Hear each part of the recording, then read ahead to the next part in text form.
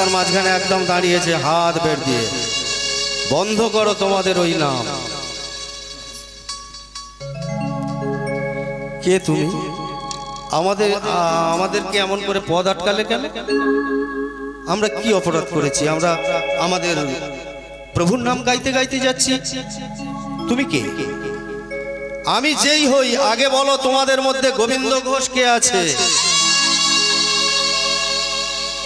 বলো তোমাদের মধ্যে গোবিন্দ ঘোষ কে আছে গো? গোবিন্দ ঘোষ মাঝখান ঠেলে বেরিয়ে আসছে, এই তো আমি গোবিন্দ ঘোষ। মনে করলে বোধ হয় একদম আমার খুঁজছে, মানে নিশ্চয়ই কোনো আমার নামটাম বেশ ভালো হবে। আমি গোবিন্দ ঘোষ। কি হয়েছে কি? পয়সা দাও। সঙ্গে সঙ্গে 5 পা এগোনোর থেকে 5 পা পিছিয়ে।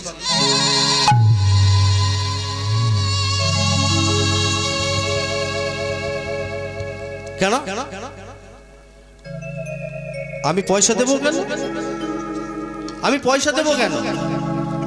আরে বাবা, পয়সা দেবে মানে পয়সা দাও। কিসের পয়সা সেটা তো বলতে হবে। বলছে শোনো শোনো, ওই যে সম্মুখে যে ভদ্রলোক হেঁটে হেঁটে গেল গো, সেই ভদ্রলোক বলেছে গোবিন্দ ঘোষের কাছে পয়সা নিতে। কিসের পয়সা? আরে আমার বড় ভাঁড়ের দইটা খেয়ে গেছে। ও এই কথা। ও তা যাই হোক, কি বললে?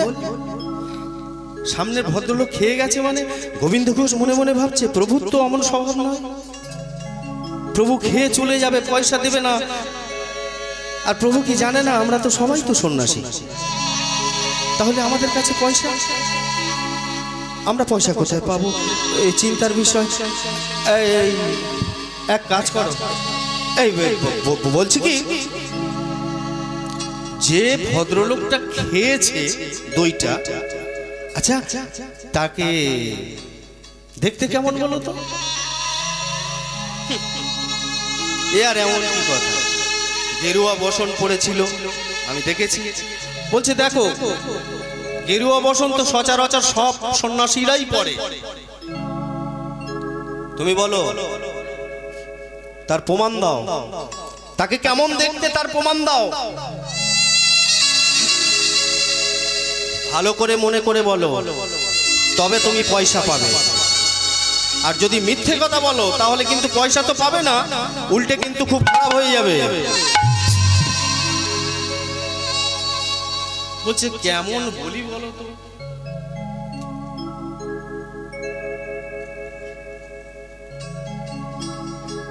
মনে পড়েছে, মনে পড়েছে, মনে পড়েছে। দাঁড়াও দাঁড়াও, তাকে দেখতে কেমন জানো? ও সে নবীন যৌবন গলিত কাঞ্চন কোটি তটে রাঙাবে। ও সে নবীন যৌবন, নবীন যৌবন কোটি তটে রাঙাবে। নবীন যৌবন গলিত কাঞ্চন কোটি তটে রাঙাবে। ও সে নবীন যৌবন রাঙা পরমান কোটি তটে রাঙাবে। এই দাঁড়াও দাঁড়াও, তুমি যে কথাটা বললে ও নবীন যৌবন, আরে নবীন যৌবনের সন্ন্যাসী তো অনেকেই হয়, অনেকেই হয়। ও আমি বিশ্বাস করতে পারছি না। তুমি তার মধ্যে কি বিশেষ গুণ দেখেছো বলো, তবেই আমি বিশ্বাস করব তার কথা, তোমার কথা তবেই বিশ্বাস করব। আগে বলো তার কি বিশেষ গুণ আছে?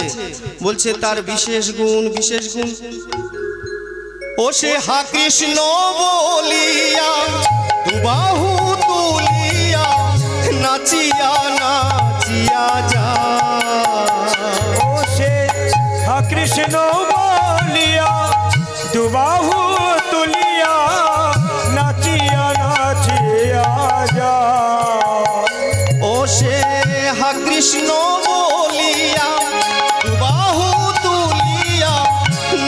লইয়া নাচিয়া যা।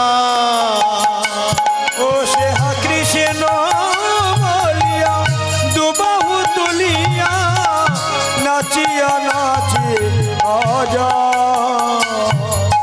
কাঁচা সোনা যেন কাঁচা সোনা, কাঁচা সোনা যেন কাঁচা সোনা। এমন রূপে মানুষ দেখি নাই কাঁচা সোনা। আমি এমন রূপে মানুষ দেখে নাই, দেখিলে মনে হয় কাঁচা সোনা। দাঁড়াও দাঁড়াও দাঁড়াও দাঁড়াও, তুমি কি বললে? কাঁচা সোনার মতো দেখতে? এবারে তো গোবিন্দ ঘোষ বিপদে পড়ে যাচ্ছে, চিন্তায় পড়ে গেছে। এই যে সব সত্যি কথা বলে দিচ্ছে, কিন্তু প্রভু জানে না, প্রভু কি জানে না যে আমাদের কাছেও পয়সা নেই? তখন গোবিন্দ ঘোষ একটু নরম হলো। এই জানো ও দইওয়ালা, শোনো না, বলছিলাম কি, শোনো না, কোনো শোনো টোনো চলবে না, কোনো শোনো টোনো চলবে না, পয়সা দাও তারপরে যাও। বলছি প্রভু যেমন সন্ন্যাসী, আমরাও তেমন সন্ন্যাসী গো। আমরা কোথায় পয়সা পাবো বলো? কেউ আমাদের যদি কিছু দেয় সেটাই তো আমরা আহার করি। প্রভুকে সেবা দিয়ে আমরা আহার করি, আমরা পয়সা কোথায় পাবো? হায় হায় হায়, আজ আমার কি সর্বনাশ হলো গো। সকাল থেকে আমার কোনো বেচা কেনা নাই, একেবারে তার উপরে আমার বড় ভান্ডের দইটা চলে গেল। তুমি কেঁদো না, এই শোনো না, তুমি কেঁদো না, প্রভুর কৃপাতে তোমার সব দই বিক্রি হয়ে যাবে, দেখবে, কাঁদবে না। আমার মতো যদি সংসারী হতে তবে তুমি বুঝতে পারতে, কাঁদবে না। যাও যাও, তোমরা সবাই চলে যাও, তোমরা সবাই চলে যাও। গোবিন্দ ঘোষ এবং ভক্তগণ পাশ থেকে আস্তে আস্তে চলে যেতে লাগলো, চলে যেতে লাগলো। আবার তারা দু বাহু তুলে গান গাইতে গাইতে গৌর গৌর গৌর গৌর গৌর গৌর গৌর হে, গৌর গৌর গৌর গৌর গৌর গৌর গৌর হে, গৌর গৌর গৌর গৌর গৌর গৌর গৌর হে, গৌর গৌর গৌর গৌর গৌর গৌর গৌর হে, গৌর গৌর গৌর গৌর গৌর গৌর গৌর হে। চলে যা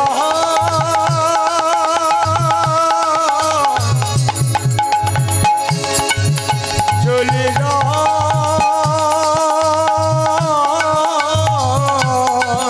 কিবা গৌর গৌর গৌর গৌর গৌর গৌর গৌর হে, গৌর গৌর গৌর গৌর গৌর গৌর গৌর হে। গান গাইতে গাইতে এগিয়ে চলেছেন। আর এদিকে দইওয়ালা চিন্তা করছেন, যা হওয়ার তো হয়ে গেছে, আমার সর্বনাশ, কি আর করব? দইয়ের ভাণ্ডগুলোকে যেই বাঁক আস্তে করে কাঁধে তুলছে, দেখছে যে এত ভারী কেন? আমার তো বড় ভাণ্ডটা শেষ হয়ে গেছে, অথচ এত ভারী ভারী লাগছে, কি ব্যাপার? সব ভাণ্ডগুলোকে একটার পর একটা নামাচ্ছে, বলছে, চিন্তা করছে দই তো খালি হয়ে গেল, তাহলে ভারী হচ্ছে কেমন করে? সঙ্গে সঙ্গে একের পর এক নামিয়ে দেখছে নিচের যে ভাণ্ডটা ছিল সেই ভাণ্ডটাইতে স্বর্ণ মুদ্রাইতে ভরে গিয়েছে। ভগবানকে যদি কেউ এক ফোঁটা চোখের জল দেয়, ভগবান তার দাম দিয়ে দেয়, মূল্য দিয়ে দেয়। ভগবান কোনোদিনই কারো কাছে ঋণী থাকে না। স্বর্ণ মুদ্রাইতে ভরে গেছে সেই মাটির ভাণ্ড, সেই মাটির ভাণ্ডটা বুকে জড়িয়ে ধরে কাঁদতে কাঁদতে ছুটে চলেছে, আমারে প্রভু গো, আমার প্রভু গো,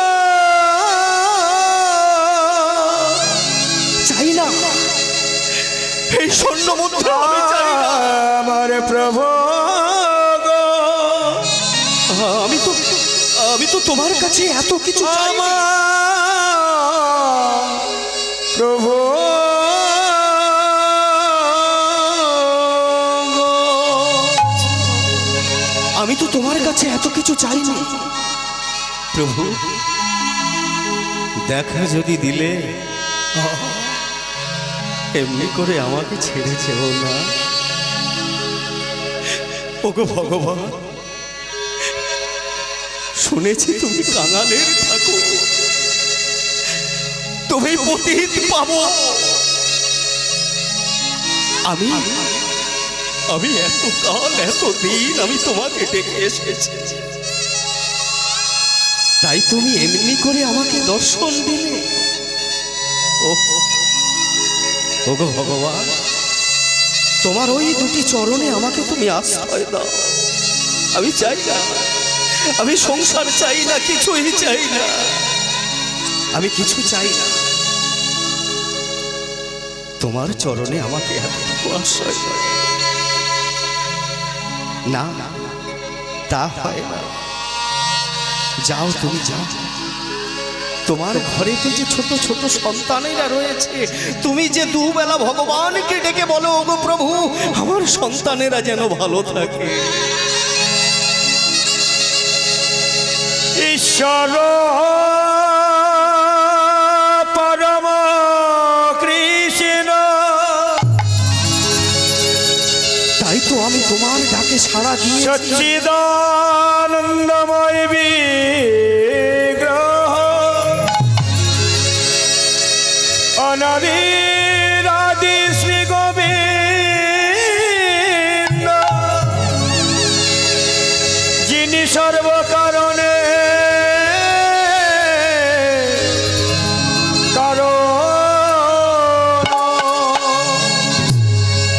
কোনো ভক্ত যদি আমাকে এমন করে কেঁদে কেঁদে প্রতিদিন প্রতিনিয়ত যদি আমাকে ডাকে,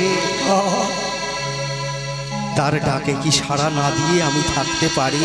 যাও, তুমি ঘরে ফিরে যাও।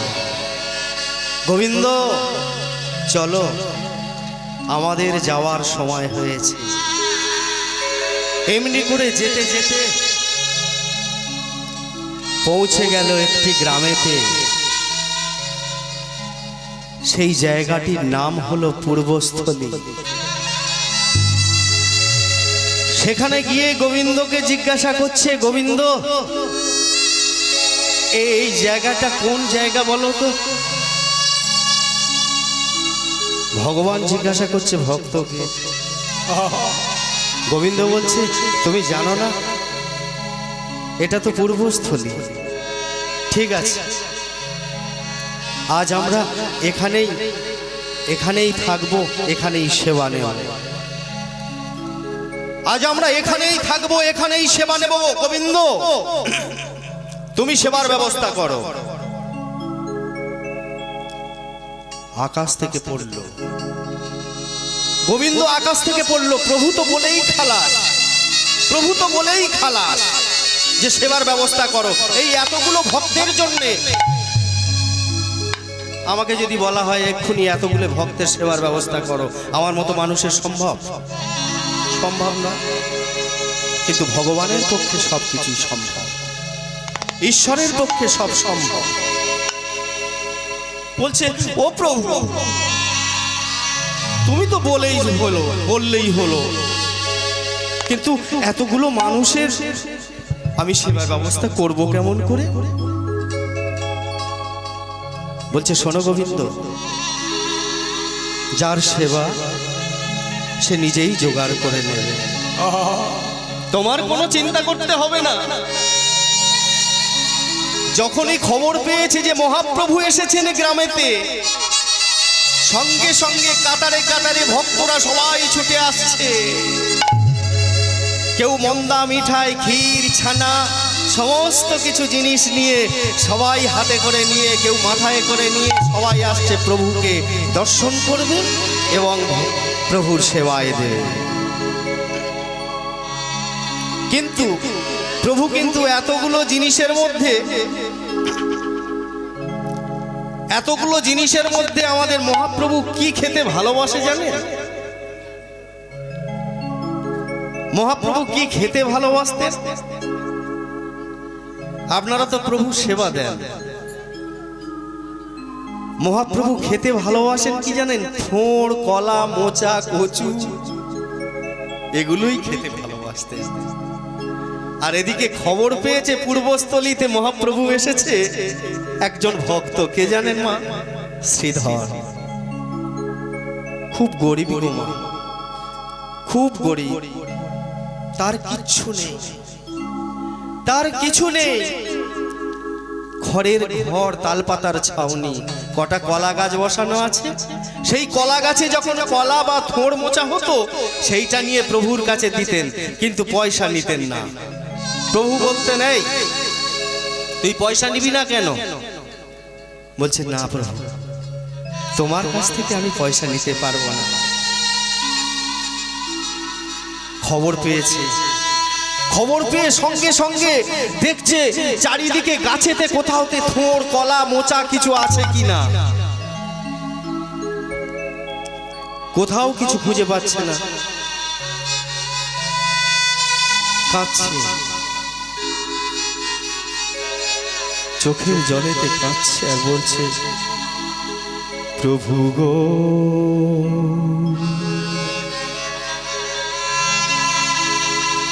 কি দিয়ে পুজিব তোমারে, আমি কি দিয়ে পুজিব তোমারে।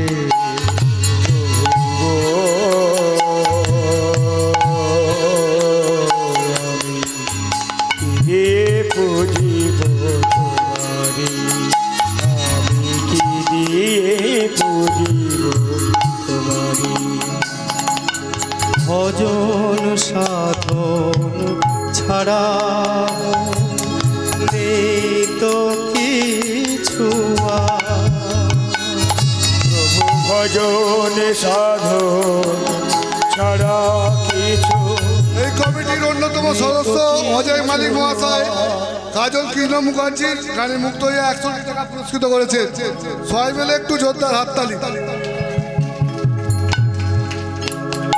প্রভু ভজন সাধন ছাড়া কিছু নেই তো মরিয়া। আমি কি দিয়ে পুজিব তোমার। প্রভু গো, আমি কি দিয়ে পুজিব তোমারে, আমি কি দিয়ে পুজিব তোমারে, আমি কি দিয়ে পুজিব তোমারে।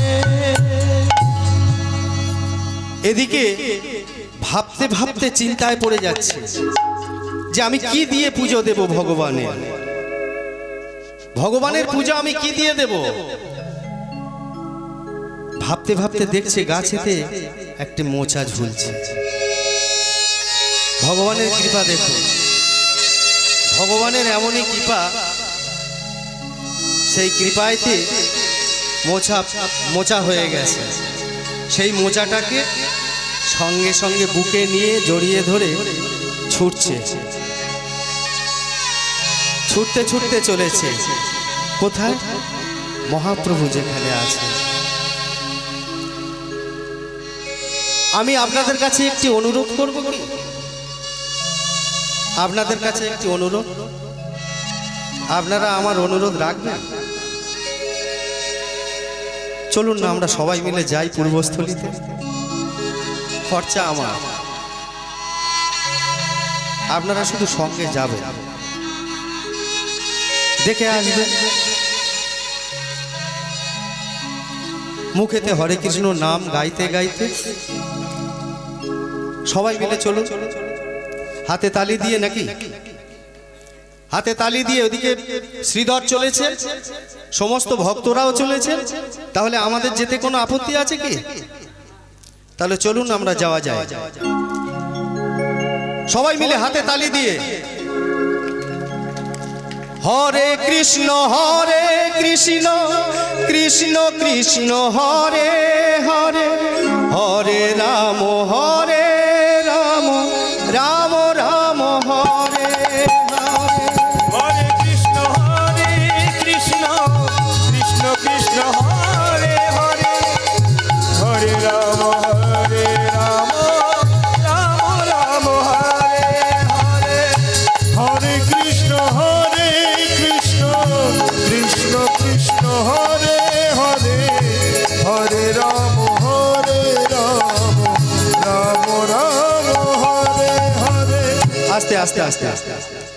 কেউ কেউ হাততালি দিচ্ছে, আবার কেউ কেউ বলছে হরে কৃষ্ণ হরে কৃষ্ণ।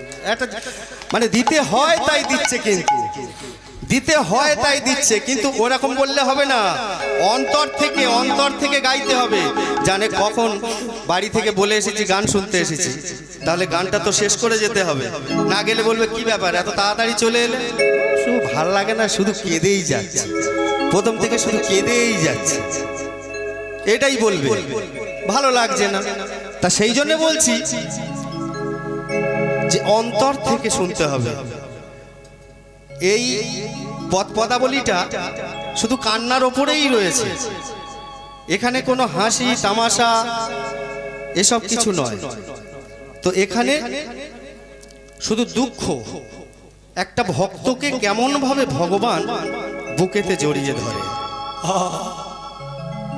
ভক্তকে ভগবান ফেলে দেয় না।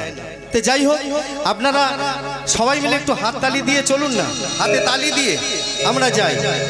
হরে কৃষ্ণ কৃষ্ণ কৃষ্ণ হরে হরে, হরে রাম রাম রাম হরে হরে। হরে কৃষ্ণ কৃষ্ণ কৃষ্ণ হরে হরে, হরে রাম রাম রাম হরে হরে। হরে কৃষ্ণ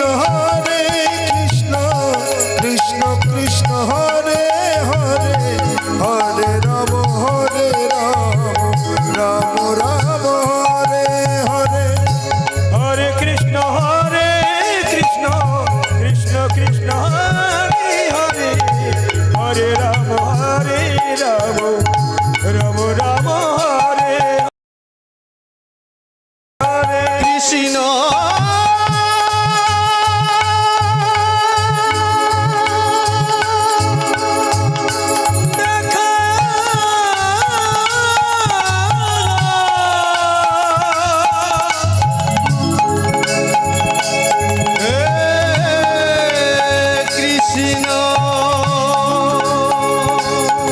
কৃষ্ণ হরে কৃষ্ণ কৃষ্ণ কৃষ্ণ হরে হরে, হরে রাম রাম রাম হরে হরে। হরে কৃষ্ণ কৃষ্ণ কৃষ্ণ হরে হরে, হরে রাম রাম রাম হরে হরে। এইভাবে গিয়ে সমস্ত ভক্তরা কিন্তু একত্রিত হয়েছে, একত্রিত হয়ে সমস্ত ভক্তরা ভগবানের সেবা দিয়েছে। এবার দেওয়ার পরে এবারে গোবিন্দ ঘোষের দিকে হাত পেতেছে। আপনারা অনেকেই জানেন কি জন্য হাত পেতেছে বলুন তো। গোবিন্দ ঘোষের কাছে একটি হরিতুলির জন্য মুখশুদ্ধি। খাবার পরে গোবিন্দ ঘোষ মহাপ্রভু সেবা নেন, হরিতকি বলছে গোবিন্দ দাও। বলছে কি প্রভু, আমি কি দেব? তুমি জানো না, তুমি জানো না কি চাইছি আমি? বলছে কি বলো না প্রভু, আমি ঠিক বুঝতে পারছি না। বলছে একটি হরিতকি দাও। বলছে ঠিক আছে ঠিক আছে, আমি এক্ষুনি তোমার জন্য এনে দিচ্ছি। বলে গ্রামের মধ্যে ছুটতে ছুটতে ছুটতে ছুটতে চলে গেলে একটি হরিতকি ভিক্ষা দাও গো আমার প্রভুর সেবার তরে। একটি হরিতকি ভিক্ষা দাও গো আমার প্রভু প্রভু সেবার তরে। একটি হরিতকি ভিক্ষা দাও গো আমার প্রভুর সেবার তরে। একটি হরিত কি ভিক্ষা দাও গো আমার প্রভু সেবার তরে। ভিক্ষা চাইছে, ভিক্ষা চাইতে চাইতে এসে পৌঁছে গিয়েছেন একটা বাড়িতে, একটি হরিতকি দিয়েছে। এবার যখনই একটা হরিতকি দিয়েছে, সেই হরিতকিটা নিয়ে চিন্তা করছে যে আমার প্রভু যদি আমি গোটা হরিতকিটা দিয়ে দিই তাহলে কিন্তু কালকে আবার চাইবে, তখন আমি দেবো কোথা থেকে? এখানে নয় গ্রাম আছে, কিন্তু অন্য জায়গায় যখন গ্রাম থাকবে না সেখানে আমি এনে দেবো কোথা থেকে? তাই চিন্তা করতে করতে আস্তে আস্তে এরকম চিন্তা করতে করতে পট করে ভেঙে দিয়েছে, দিয়ে হাফটা নিয়ে বহির্বাসাতে বেঁধে রেখেছে। আর হাফটা নিয়ে প্রভুর কাছে বলছে, এই না প্রভু তোমার হরিতকি। দিয়ে দিয়েছে গোমা, হরিতকি দিয়ে দিয়েছে। হরিতকি যখনই দিয়েছে ভগবান সেটা নিয়ে সেবা করে নিয়েছে। ভগবান তো অন্তর্যামী, অন্তর্যামী ভগবান, তিনি তো সবকিছু জানতে পারলেন। শোনো ভগবত ভক্ত বাবারা, ভক্তিমতী মায়েরা, আপনাদের কাছে অনুরোধ করছি কেউ কোলাহল করবেন না। আমাদের মতো মানুষকে শিক্ষা দেওয়ার জন্য ভগবান বারে বারে অনেক কিছু উপদেশ দিয়েছে, তবু কিন্তু আমরা সেই শিক্ষা গ্রহণ করি না, সেই শিক্ষা আমরা নিই না। ভগবান শ্রীকৃষ্ণ চলেছেন গোচরণে, সঙ্গে নবলক্ষ ধেনু, তার মধ্যে রয়েছে কে? ছোট্ট বাছুরি মঙ্গলী। ছোট্ট বাছুরিটাকে নিয়ে ভগবান শ্রীকৃষ্ণ বললেন, ওরে মঙ্গলী, ওই কদম্ব বৃক্ষ মূলে তুই ঘাস খা, কচি কচি ঘাস। তার সঙ্গে সঙ্গে মহাপ্রভুও বলে দিলেন, ওগো কলিহতজি, তোমাদেরকেও একটি গণ্ডি কেটে দিলাম। 16 নাম 32 অক্ষর, হরে কৃষ্ণ কৃষ্ণ কৃষ্ণ হরে হরে, হরে রাম রাম রাম হরে হরে। ভগবান শ্রীকৃষ্ণ বললেন, ওরে মঙ্গলী, তুই এই গণ্ডির মধ্যে থাকবি, এর বাইরে যাবি না। জঙ্গলে হিংস্র জন্তু জানোয়ার আছে।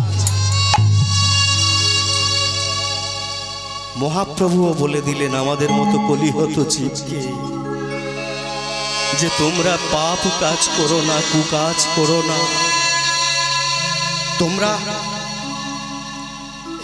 কৃষ্ণ নাম করো। এই কলিযুগে উদ্ধার পাওয়ার জন্য একমাত্র উপায়, একমাত্র পথ হলো কৃষ্ণ নাম। আর ভগবান শ্রীকৃষ্ণ মঙ্গলীকে দিয়ে বুঝিয়ে দিল। মঙ্গলী কি করলো? আমাদের মতো লোভী মানুষ, মঙ্গলী কচি ঘাস পেতে পেতে পেতে পেতে গভীর জঙ্গলের দিকে পৌঁছে গেল। সন্ধ্যা হয়ে এসেছে, মঙ্গলীকে খুঁজে পাওয়া যাচ্ছে না, সবাই চলে যাচ্ছে। কৃষ্ণ বলছে, দাদা, শ্রীদাম সুদাম দাম বসুদাম, আমার মঙ্গলী কোথায়? আমার মঙ্গলী কোথায়? আমরা তো কেউ দেখিনি মঙ্গলীকে। ভগবান শ্রীকৃষ্ণ বলল, তোমরা এগিয়ে চলো, আমি এক্ষুনি আসছি। মঙ্গলী, ওরে মঙ্গলী,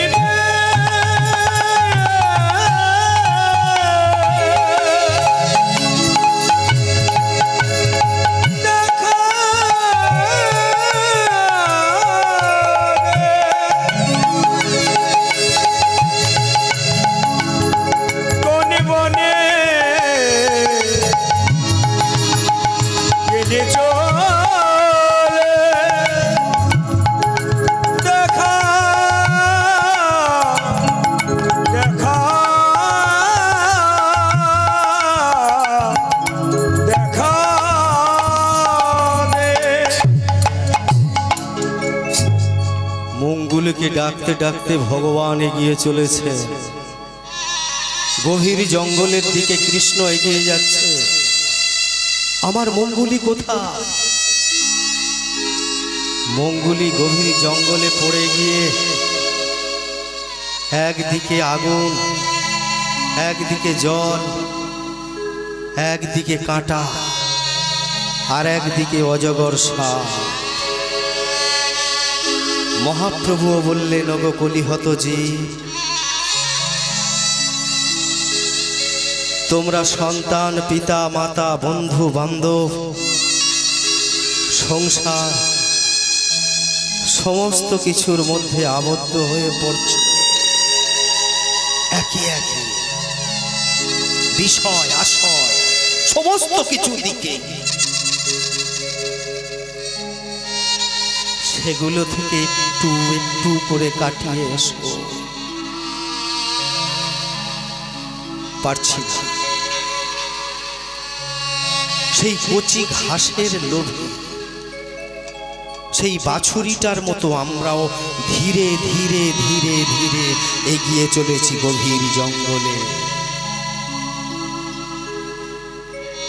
মঙ্গলে গিয়ে ছটফট করছে আর ডাকছে, প্রভু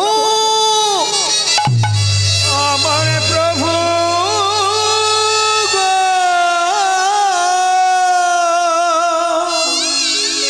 আমি এই যন্ত্রণা থেকে বেরোতে পারছি না, দেখা দাও আমাকে আমাকে তুমি উদ্ধার করে নিয়ে চলো। আমি ভুল করে ফেলেছি।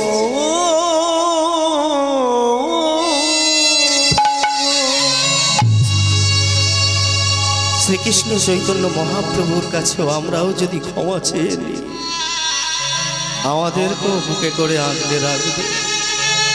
কিন্তু আমরা কলিহত জীব, কিন্তু সেটা জানি না, মানি না, জানলেও কিন্তু সেটা মানি না।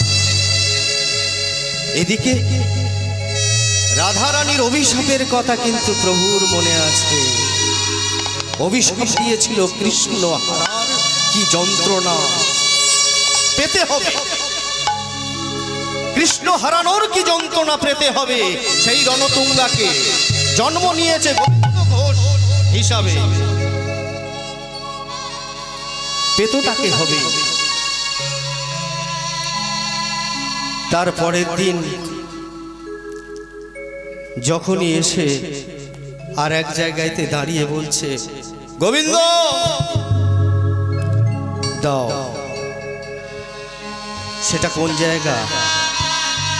অগ্রদ্বীপ। অগ্রদ্বীপে এসে বলছে, গোবিন্দ দাও। যখনই বলেছে দাও, গোবিন্দ সঙ্গে সঙ্গে পকেট থেকে একদম বাহির বাস থেকে বার করে, এই নাও প্রভু। গোবিন্দ, তুমি তুমি হরিতকি চাওয়া মাত্রই তুমি আমাকে দিলে কেমন করে? অথচ কাল তো তুমি আমাকে পুরো গ্রাম ঘুরে তারপরে তো এনে দিলে মাধুকরী করে। না মানে প্রভু, বলছিলাম কি, আমি কোথায় যাই না যাই, কোথায় পাবো না পাবো, সেই জন্যে আমার সঙ্গে এই হাফ ভেঙে আর রেখেছিলাম বহির্বাসী। শোনো গোবিন্দ, তোমার মধ্যে সঞ্চয়ের বাসনা আছে, তোমার সন্ন্যাস হওয়া যাবে না। সন্ন্যাস তুমি হতে পারবে না। ভগবানের কি লীলা দেখো। রাধারানীর অভিশাপকে পূর্ণ করবার জন্য গোবিন্দ ঘোষকে চলে যেতে হলো। বলছে, না গোবিন্দ না। শোনো গোবিন্দ, আজকের যদি কোনো গাছের তলাইতে থাকি, সেই গাছের তলাইতে ঝাড় দিয়ে পরিষ্কার করে থাকা যাবে না। আজকে যদি আমরা ঝাড় দিই, কালকের মনে হবে এখানে একটা তাল পাতার ছাউনি হলে ভালো হতো। তারপর মনে হবে একটি জলের পাত্র আনলে ভালো হতো। তারপর খোঁটা গাড়বে, তারপরে তুমি সেখানে চাল তৈরি করবে, সংসার পাতার বাসনা এসে যাবে। নিতাই গৌর আনন্দে হরি হরি হবে না। হবে না গোবিন্দ, হবে না। তুমি চলে যাও, আমাদের সঙ্গ তুমি ত্যাগ করো। না প্রভু না, এমনি করে তুমি আমাকে তাড়িয়ে দিতে পারো না, আমাকে তুমি সরিয়ে দিতে পারো না। না গোবিন্দ, তোমার দ্বারা এই সন্ন্যাস হওয়া যাবে না। তুমি সংসারী হও, তুমি সংসার করো, সংসারী হও। কি বললে? আমি সংসারী হব? না না, আমি সংসারী হব না, আমি তোমার সঙ্গী হব। গোবিন্দ তুমি চলে যাও, পায়ে ধরেছি প্রভু, আমাকে তুমি এমনি করে, আমাকে তুমি এমনি করে সরিয়ে দিও না, ছেড়ে দাও পা গোবিন্দ। ছাড়িয়ে নিয়ে চলে যাচ্ছে, ছাড়িয়ে নিয়ে চলে যাচ্ছে দূরে। তবে তুমিও শুনে রাখো গৌর হরি, তুমিও শুনে রাখো, আমি যদি তোমার ভক্ত হয়ে থাকি, তবে আমিও বলে রাখছি 15 দিনের মধ্যে তোমাকে আমার কাছে ফিরে আসতেই হবে, আমাকে ফিরে আসতেই হবে। আছাড় খেয়ে পড়লেন মাটিতে গৌর হে।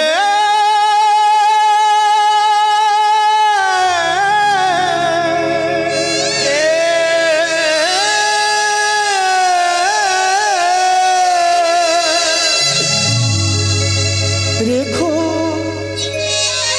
তব চরণে, রেখো তব চরণে গৌর হে।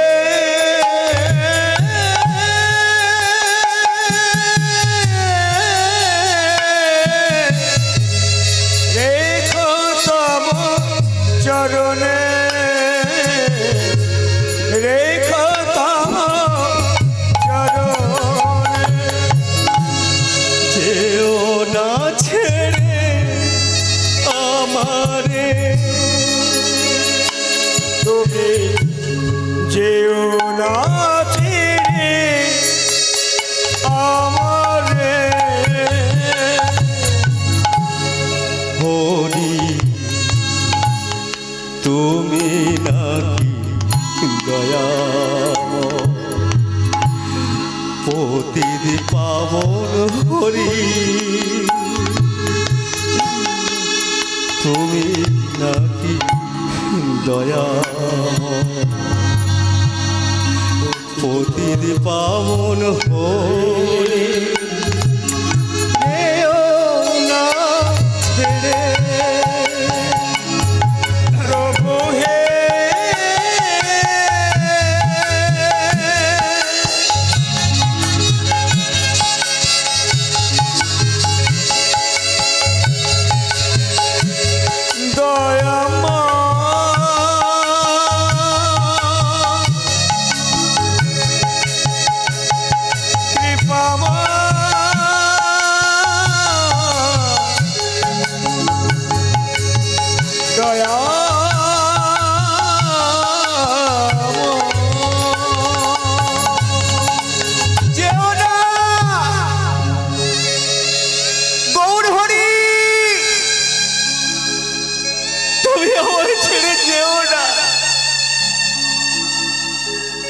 অগ্রদ্বীপের ভক্তরা সবাই গোপীনাথকে ধরে নিয়ে চলে এলো।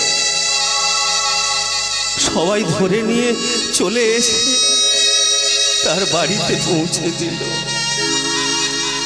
এক পাশে বসে আছে একভাবে।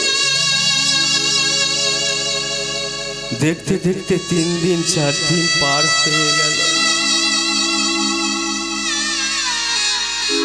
3 দিন 4 দিন পার হয়ে গেল দেখতে দেখতে।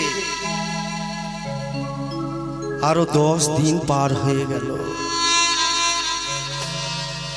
ভক্ত ভগবানকে বলেছিল, আমি যদি ভক্ত হয়ে থাকি, এক পক্ষ কালের মধ্যে তোমাকে আসতে হবে আমার কাছে। আমাকে এক পক্ষ কালের মধ্যে তোমাকে ফিরে আসতে হবে। আমি যদি তোমার ভক্ত হয়ে থাকি। কিন্তু দেখতে দেখতে 13 দিন পার হয়ে গেল। দেখতে দেখতে 13 দিন পার হয়ে গেল, এখনো পর্যন্ত গৌর হরি এলো না। চিন্তা করতে করতে ভাবলো যে ভগবানকে আমি সেইভাবে হয়তো ভালোবাসতে পারি, সেই জন্যে ভগবান হয়তো আমার ডাকে সাড়া দিচ্ছে না। আমার এই দেহ আমি রাখবো না, আমার এই দেহ আমি রাখবো না, ওই সুরধুনি গঙ্গার জলেতে আমার এই দেহ বিসর্জন দেব। সঙ্গে সঙ্গে সুরধুনি গঙ্গার জলেতে দেহ বিসর্জন দেবে বলে নেমে প্রণাম করছেন। হে গঙ্গা দেবী, পতিত পাবনী, পতিত পাবন গৌর হরি তো আমাকে ছেড়ে চলে গেল, তুমি তো পতিত পাবনী, তোমার চরণে আমাকে একটু আশ্রয় দাও বলে যখনই ডুব দিতে গেলেন, সঙ্গে সঙ্গে অন্তর্যামী ভগবান অন্তরেতে জানতে পেরে একটি কোষ্ঠী পাথরের খণ্ড পাঠিয়ে দিলে। কত দূর থেকে ভাসতে ভাসতে সেই পাথর চলে এসছে, এসে ধাক্কা দিচ্ছে। আর ওইদিকে গোবিন্দ ঘোষ মনে মনে ভাবছে যে নিশ্চয়ই কোনো মরা পড়ানো কাঠ, আমি যতবার ডুব দিতে যাচ্ছি ততবার আমাকে ধাক্কা দিচ্ছে বলে সরিয়ে দিচ্ছে। ভাবছে মরা পড়ানো কাষ্ঠ আমাকে স্পর্শ করলো, আজ আর আমার মরা হলো না। সঙ্গে সঙ্গে দৈববাণী হলো, গোবিন্দ গোবিন্দ, আত্মহত্যা যে মহাপাপ, আত্মহত্যা যে মহাপাপ। যাও গোবিন্দ, তুমি ঘরে ফিরে যাও। এমন কথা শুনে গোবিন্দ ঘরে ফিরে এলো। গোবিন্দ ঘরে ফিরে এলো, আর এদিকে 13 দিন পার হয়ে 14 দিন পড়ল, তবু প্রভু এলো না। কি আর করা যাবে, মরাও হলো না, ভগবানও ফিরে এলো না। তাহলে কি করি? 15 দিনের মাথায় যখন প্রভাত হয়েছে, সঙ্গে সঙ্গে দূরে থেকে ভেসে আসছে,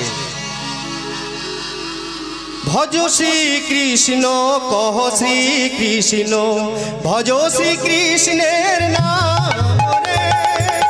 ভজ শ্রী কৃষ্ণ, কহ শ্রী কৃষ্ণ, লহ শ্রী কৃষ্ণের নাম রে। ভজ শ্রী কৃষ্ণ, কহ শ্রী কৃষ্ণ, ভজ শ্রী কৃষ্ণের নাম রে। ভজ শ্রী কৃষ্ণ, কহ শ্রী কৃষ্ণ, লহ শ্রী কৃষ্ণের নাম রে। যে জনা শ্রী কৃষ্ণ ভজে, সে হয় আমার প্রাণ রে। যে জন শ্রী কৃষ্ণ ভজে, সে হয় আমার প্রাণ রে। ভজ শ্রী কৃষ্ণ, কহ শ্রী কৃষ্ণ, ভজ শ্রী কৃষ্ণের নাম রে। ভজ শ্রী কৃষ্ণ, কহ শ্রী কৃষ্ণ, লহ শ্রী কৃষ্ণের নাম রে। ওই তো শোনা যাচ্ছে দূরে আমার প্রভুর কণ্ঠস্বর, কৃষ্ণ কৃষ্ণ বলে। ওই তো বোধহয় আসছে আমারে প্রভু গো। আমার প্রভু গো। আমি জানতাম, আমি জানতাম প্রভু তুমি আসবে, তুমি ভক্তের মনোবাঞ্ছা পূরণকারী, ভক্তের হৃদয়ে তুমি কোনোদিন দুঃখ দাও না। আমি জানি তুমি আসবে। গোবিন্দ, তুমি আত্মহত্যা করতে গিয়েছিলে কেন? কেন তুমি আত্মহত্যা করতে গিয়েছিলে? তুমি নয় সুদুর্লভ জনক, তুমি এমনি করে হেলাইতে তুমি নষ্ট করতে যাচ্ছিলে। গোবিন্দ, তোমার কোনো চিন্তা নেই গোবিন্দ। তুমি যাও সুরধুনী গঙ্গার ঘাটে যাও। তুমি যাকে পোড়া কাষ্ঠ হিসাবে তুমি দূরে সরিয়ে দিয়েছিলে, পোড়া কাষ্ঠ হিসাবে দূরে সরিয়ে দিয়েছিলে, দেখো সেই কাষ্ঠ খণ্ডটি, সেটি কোষ্ঠী পাথরে। ওটিকে নিয়ে এসো, ওটিকে নিয়ে এসো। তারপরে আমি বলছি, প্রভু ওটা তাহলে পোড়া কাষ্ঠ ছিল না? না গোবিন্দ, না, ওটি পোড়া কাষ্ঠ ছিল না, ওটি হলো কোষ্ঠী পাথরে। গোবিন্দ ঘোষ সঙ্গে সঙ্গে ছুটতে ছুটতে গিয়ে দেখছেন চারিদিকে লেখা আছে হরে কৃষ্ণ কৃষ্ণ কৃষ্ণ হরে হরে, হরে রাম রাম রাম হরে হরে। সঙ্গে সঙ্গে বুকেতে জড়িয়ে দিলে। গোবিন্দ, এই কোষ্ঠী পাথর দিয়ে একটি মূর্তি তৈরি করব, তার নাম দেব আমি গোপীনাথ। সেই গোপীনাথ তোমার গৃহেতে প্রতিষ্ঠা করে যাব আমি। তুমি তাকে সেবা দেবে, তুমি সংসারী হও গোবিন্দ। এমনি করে মহাপ্রভু সমস্ত কিছু ঠিক করে গোপীনাথের মূর্তি স্থাপন করে দিলেন। স্থাপন করে দিয়ে তিনি আবার চলে গেলেন তীর্থ ভ্রমণ। এদিকে কি হলো জানো মা? গোবিন্দ ঘোষের স্ত্রী নাম মাধবী, বিয়ে হলো, একটি ফুটফুটে সন্তান হলো, বয়স মাত্র 5 বছর। তারও নাম রাখলেন আদর করে গোপীনাথ।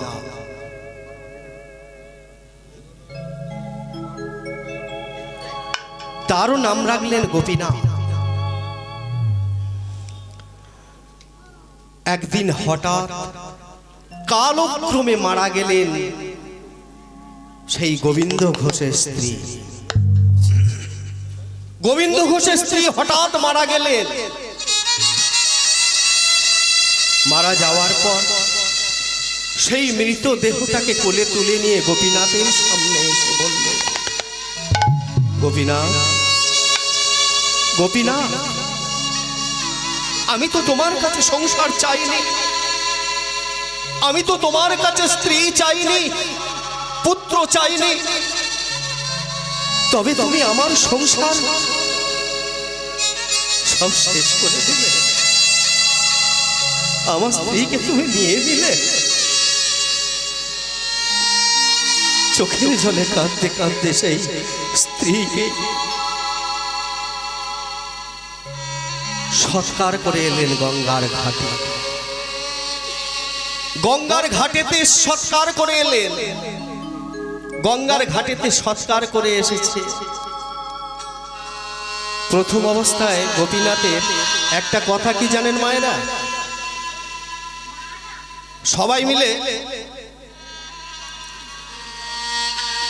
সবাই মিলে এইদিকে তাকান। গোপীনাথের সেবা প্রথমে দিতেন কবার? একবার, দুবার, 4 বার। প্রথম অবস্থায় গোপীনাথের সেবা দিতেন 4 বার। তারপর বিয়ে হয়ে যাওয়ার পরে 3 বার। সন্তান হওয়ার পরে হলো কবার? 2 বার। আমাদেরও ঠিক তেমনি অবস্থা গো। সংসারের মায়াতে পড়ে তো সমস্ত কিছু সব শেষ হয়ে গেছে। দুবার হলো, স্ত্রী মারা গেল, তারপর কখনো একবার হতো, কখনো বা একবার দিত না, এমন হতে লাগলো। গোপীনাথ ছোট্ট বালক তো, সবাই বাচ্চারা বনেতে খেলা করতে যায়, তো গোপীনাথও বনেতে খেলা করতে যায়। সন্ধ্যা যখন হয়ে যায় তখন কি করে সব মায়েরা, আয় বাছা আয় আমার কোলে আয়, তাই তো সবাই বলে তো। তা সবাই সবার বাচ্চাদেরকে কোলেতে তুলে নেয়, কিন্তু সেই গোপীনাথকে কেউ কোলে তুলে নেয় না। বাবা তো ভিক্ষা মাদুকরি করতে যায়, তাহলে কে কোলে তুলে নেবে? কেউ তো কোলে তুলে নেবার মতো নেই। সে গোপীনাথ হাঁটতে হাঁটতে আসে আর মনে মনে চিন্তা করে, ভগবান সকলের তো মা আছে, আমার কেন মা নেই? আমার কেন মা নেই? সবাই কেমন সুন্দর মায়ের কোলেতে ঝাঁপিয়ে পড়ে, মা মা করে, আর মাও পুত্রকে কোলে তুলে নিয়ে আদরে আদরে ভরিয়ে দেয়। অথচ আমার মা নেই কেন? চিন্তা করছে। প্রভাত যখনই হয়েছে, গোবিন্দ ঘোষ ভিক্ষার ঝুলিটা নিয়েছে কাঁধেতে, নিয়ে ডাকছে, গোপীনাথ গোপীনাথ, বাবা আমাকে ডাকছো বাবা? গোপীনাথ, আমি মাদুকরি করতে বেরোচ্ছি, তুই বাবা বেশি দূরে যাস না। আচ্ছা বাবা, বলতে পারো সকলের তো মা আছে, আমার কেন মা নেই? গোবিন্দ ঘোষ সঙ্গে সঙ্গে বলে উঠলেন, আমাকে বলবি না, আমাকে জিজ্ঞাসা করবি না, তুই ওই কথাটা জিজ্ঞাসা কর ওই পাথরের মূর্তি গোপীনাথকে। বাবা এমন কথা বলে গেল কেন? গোপীনাথকে জিজ্ঞাসা করতে? তবে বুঝি গোপীনাথই জানে আমার মা কোথায় আছে। গোপীনাথের কাছে গিয়ে কাঁদছে আর বলছে, গোপীনাথ, ও গোপীনাথ, জানি না তো কোন সকালে হারিয়ে গেছে মা, জানি না কোন সকালে হারিয়ে গেছে মা, জানি না তো কোন সকালে হারিয়ে গেছে মা।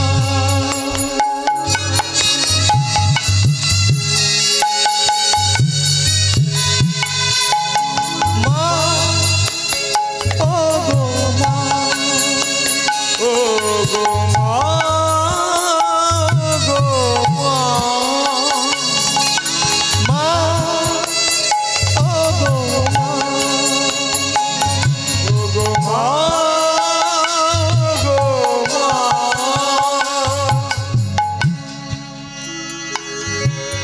পাইনি আমি মায়ের স্নেহ, পাইনি ভালোবাসা, পাইনি আমি মায়ের স্নেহ এ ভালোবাসা, পাইনি মাগো ভালোবাসা, কেমন তোমার আদর মাগো তাও তো জানি না। আমি পাইনি আমার মায়ের স্নেহ, পাইনি ভালোবাসা, ও গো মা,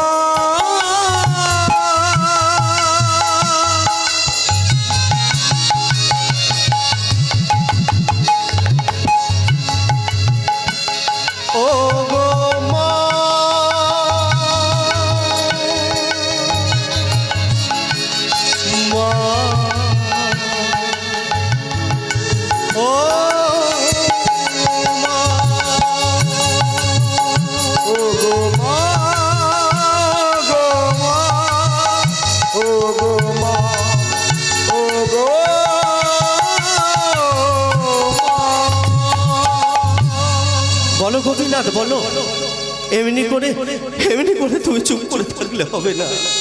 আমার আমার মা কোথায়? আমি কি এমন অপরাধ করেছিলাম? আমি কি এমন অপরাধ করেছিলাম যে আমার মাকে তুমি কেড়ে নিলে? বলো বলো, কোথায় আমার মা?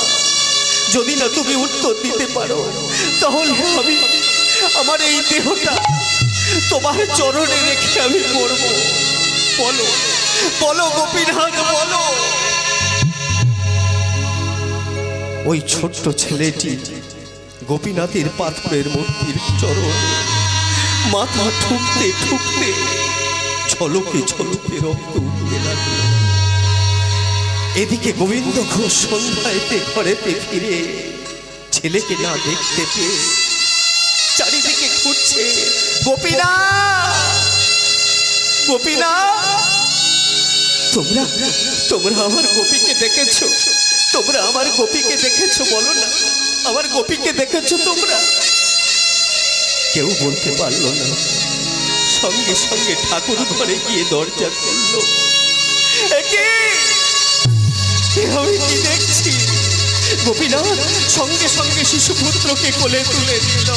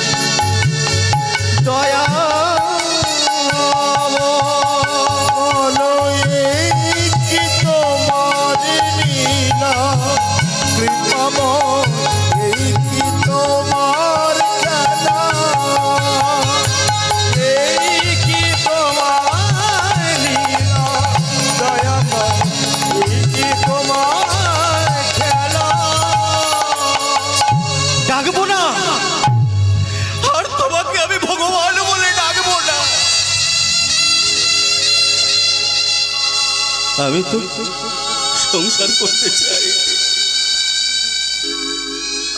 আমি তো স্ত্রী পুত্র চাই। তাহলে কেন তুমি দিয়েছিলে?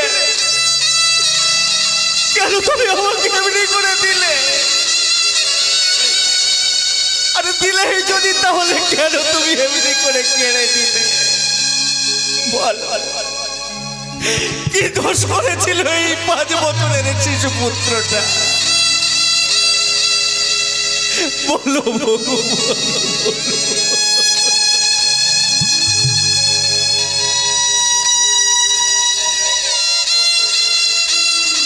পাথরের মূর্তি চুপ হয়ে রইল। গোবিন্দ ঘোষ সেই শিশু পুত্রকে নিয়ে মাটি খুঁড়ে সেখানে চাপা দিয়ে রেখে এলে গঙ্গার পাড়েতে,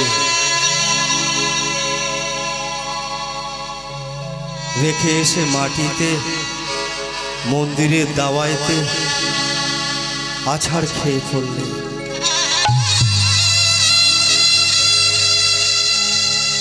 ভিক্ষা অন্ন পড়ে রইল দূরে। ভগবানকে বলছেন, ভগবান আর তোমাকে সেবা দেব না, আমি নিজেও সেবা দেব না, দেখব কতদিন তুমি এমনি করে থাকতে পারো। সঙ্গে সঙ্গে ভগবানের আসন টলে গেল। ভগবান চিন্তায় পড়লেন, এই বিশ্ব ব্রহ্মাণ্ডের মধ্যে কত শত ভক্ত আমার জন্য প্রতিনিয়ত সেবা দেয়, কিন্তু গোবিন্দ ঘোষ যদি সেবা না দেয় আমার কিছু হবে না, কিন্তু ও যদি না সেবা করে আমার ভক্ত যে মরে যাবে, আমি যে ভগবান, আমি যে ভগবান, ভগবানের নামে কলঙ্ক হবে। না না, কিছু একটা উপায় বার করতে হবে, কিছু একটা উপায় বার করতে হবে। সঙ্গে সঙ্গে নিজের ছেলের রূপ ধরলেন। গোপীনাথের ছেলের, গোবিন্দ ঘোষের ছেলে যে গোপীনাথ ছিল, সেই গোবিন্দ ঘোষের ছেলের গোপীনাথের রূপ ধরে এসে মাথার কাছে এসে বলছে, বাবা, ও বাবা। গোবিন্দ ঘোষ তো 4 দিন খায়নি, শরীর ক্লান্ত অবসন্ন হয়ে পড়ে আছে। একদিন না জল খেলে মানুষের কথা মুখ থেকে আর বেরোয় না। 4 দিন কিছু খায়নি অনাহারে। সেই জন্য বলছে, ভক্তকে বাঁচানোর জন্য এসে বলছে, বাবা, কে তুই? আমাকে বাবা বলে ডাকছিস? আমি গোপীনাথ। তুই গোপীনাথ? হ্যাঁ বাবা, আমি তোমার ছেলে গোপীনাথ। আমার গোপীনাথ, আমার গোপীনাথ এসেছিস? আমার গোপীনাথ এসেছিস? আয় বাবা, আয় আয় বাবা গোপী, বলো বাবা, তোমার কি চাই? আমার আমার কিছু চাই না। আচ্ছা, সত্যি করে বলো তো, কে তুমি? আমাকে তুমি চিনতে পারলে না? আমি যে তোমার ওই বিগ্রহ গোপীনাথ। কি বললে? তুমি আমার পুত্র হয়ে এসেছো? হ্যাঁ,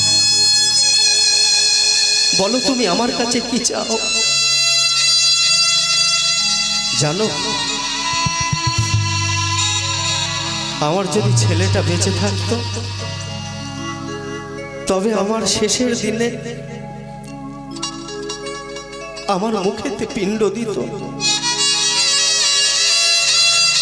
আমি মারা গেলে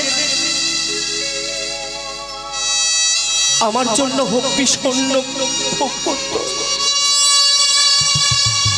আমার জন্য কাছা করত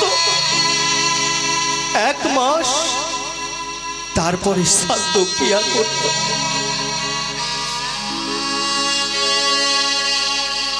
আমার ছেলে তো নেই, কে করবে? ভগবান বলছে, কাহারে লাগি কাঁদো রে মন,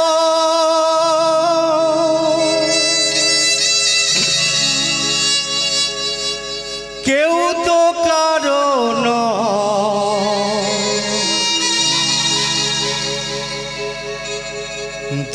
দিনের ভবে আশা পথে পরিচয় ওরে কাহার লাগি কাদরে মন কেউ তো ভালো নয় তুমি রে আশা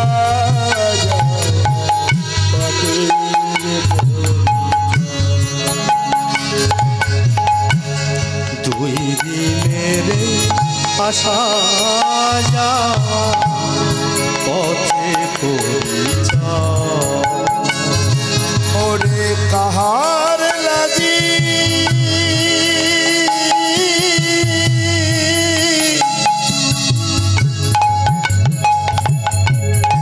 কাদো রে মন কেউ তো কারো নয় রে আশা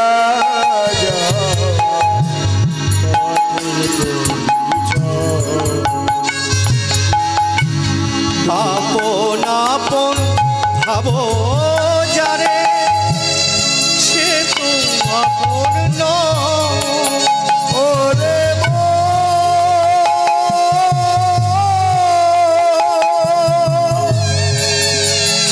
ওরে আপন আপন ভাবা যাবে সে তো আপন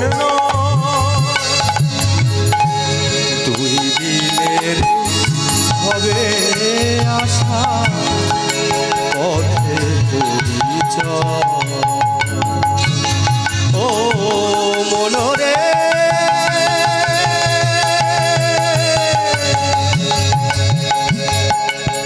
মনরে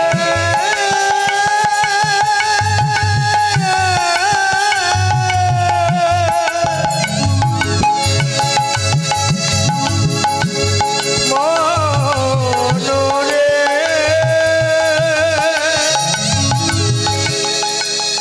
তুমি জানো না এই মানব জনম কত দুর্লভ জনম 84 লক্ষ জনি ভ্রমণ করার পরে এই মানব জনম তাহলে তুমি এমন জনম দুর্লভ জনম শুধু দুর্লভ